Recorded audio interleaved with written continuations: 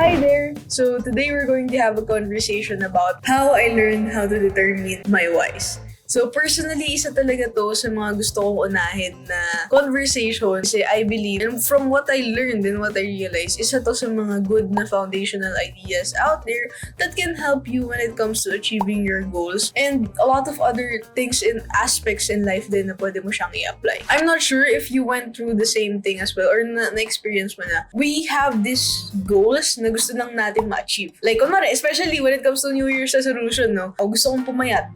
Oh, pag may goal ka or New Year's resolution, try mong pumayat. Mga 1 week, 2 weeks, 3 weeks pag sinuwerte. Hanggang dun lang yun. Lalo na yung weight loss na yan, like, man, I can feel you, bro. When it comes to saving, if isa ka sa mga tao na kumuha ng alkansya, nagbutas ng Pringle na box para mag-save, there are those types of goals na it may seem small for some, or hindi siya yung big, ambitious goal, pero for some reason, hindi siya nagiging sustainable. I can deeply resonate with you on that. I'm gonna tell a story on how our conversation is gonna be relevant to that. So it was last 2020 when I got immersed into the world of personal development. Although before pa, 2018-ish na gusto ko na talaga siyang, like, it's an interest of mine. Pero nung 2020, nung nag-pandemic, nabigyan siya ng napakaraming oras dahil sa lockdown. I'm sure na ikaw rin, ano ba ginawa mo nung nag-start yung pandemic? Sobrang daming time na. Ito yung mga panahon na nagbo-boom yung TikTok, may nagbe-bake, may nagdadalgona, may mga sumasayaw, may mga nag-ube pandesal, may mga online shops na lumalabas, di ba? So it was a really, really, really challenging time, but sobrang changing din nung time na yun. Sobrang dami nang nangyari going back to 2020. And it was also the time that I joined an FB group. It's a community made out of like-minded people fascinated with the idea of financial freedom and time freedom that ventures into the financial markets. It's a learning community where you get to work on your goal.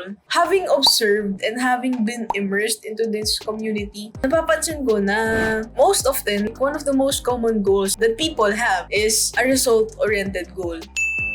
Or like, gusto mo lang na, gusto ko na yumaman. Instant, di ba? Quick rich. Di ba? Like, gusto lang naman talaga natin yung mabilisan. Gusto ko magkabahay, gusto ko magkasasakyan. Result-oriented goals. While this is not entirely bad, a lot of us usually lack a strong foundation when it comes to these kinds of goals.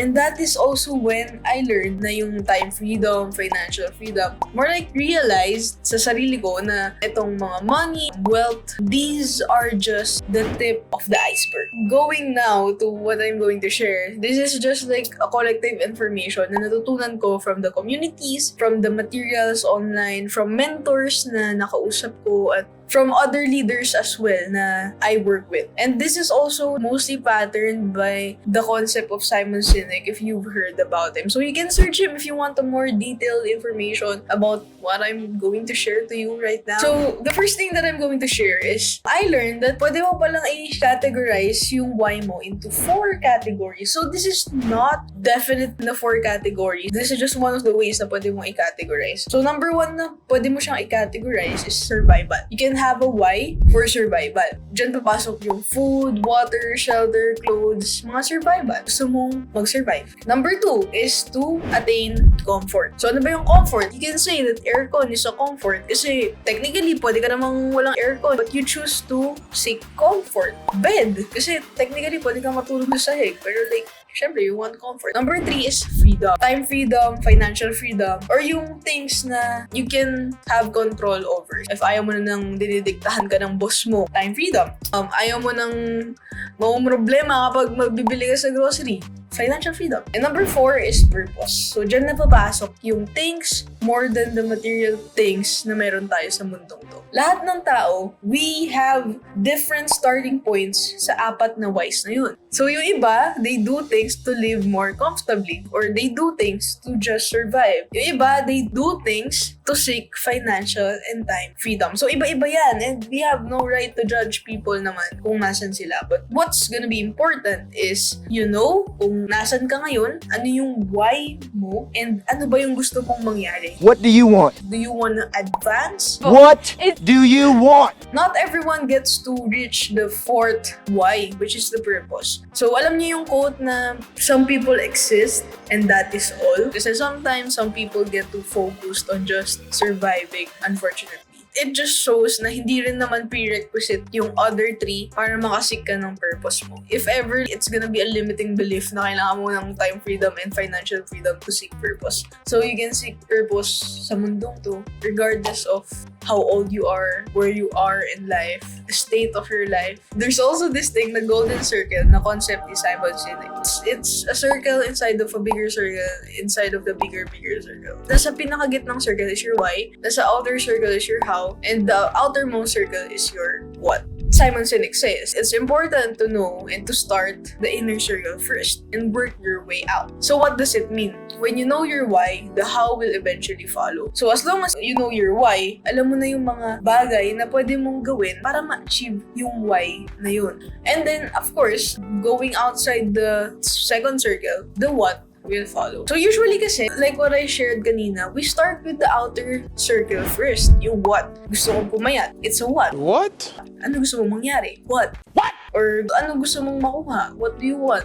It's not that simple. What do you want? Through knowing your why, you will eventually get to see more options and more hows para ma-achieve yung goal na yun. Kasi as long as you know your why, lahat ng options pwede mo nang gawin. Instead of just focusing on one option na kunwari, gusto kong maka-achieve ng financial freedom. And if you're just gonna focus on one how, if you're just gonna focus on working, then your doors for other means of earning extra income and building your streams of income is gonna close. Kapag sinasabi ko to sa'yo ngayon, for sure, like, it's gonna take some time to settle in. I mean, syempre, like, skepticism is unavoidable, but try to think about it and contemplate. Pero disclaimer lang din na, of course, knowing your why is not the end-all, be-all. Hindi to plug and play na, alam ko na yung why ko, yayaman na ako bukas. Hindi ganun yun. You have to work with other things as well para ma-achieve yung goals mo. And dyan papasok yung other factors such as discipline, consistency, habits, hard work,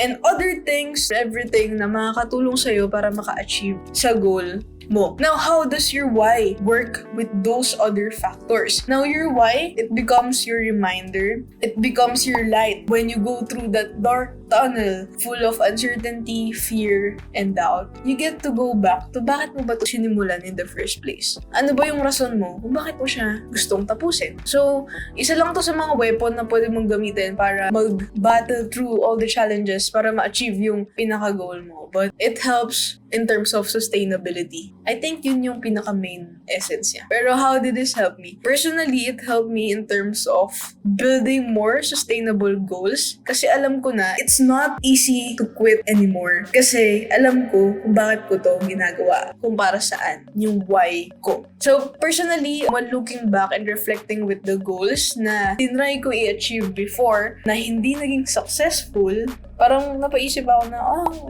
like, parang wala nga akong strong why nung mga panahong yun. When it comes to revisiting them and trying to achieve them again, and starting with my why this time, like, there's really a different direction na napansin ko, and we're working on it. And this is why it's important. Kasi in every day that we live, ang dami natin gustong mangyari sa buhay natin. And nakatulong din pala to sa akin when it comes to setting my priorities.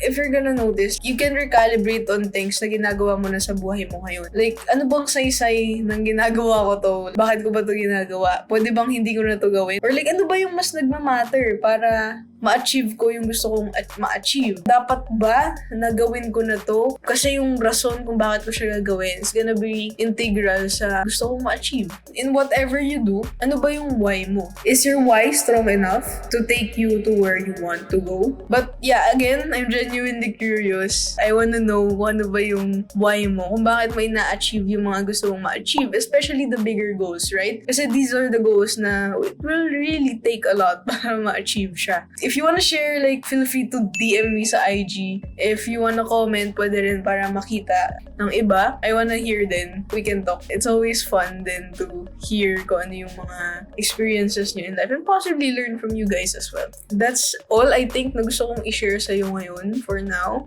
And see you sa next na conversation natin. Usap ulit tayo. Catch up soon. See you guys on our next conversation.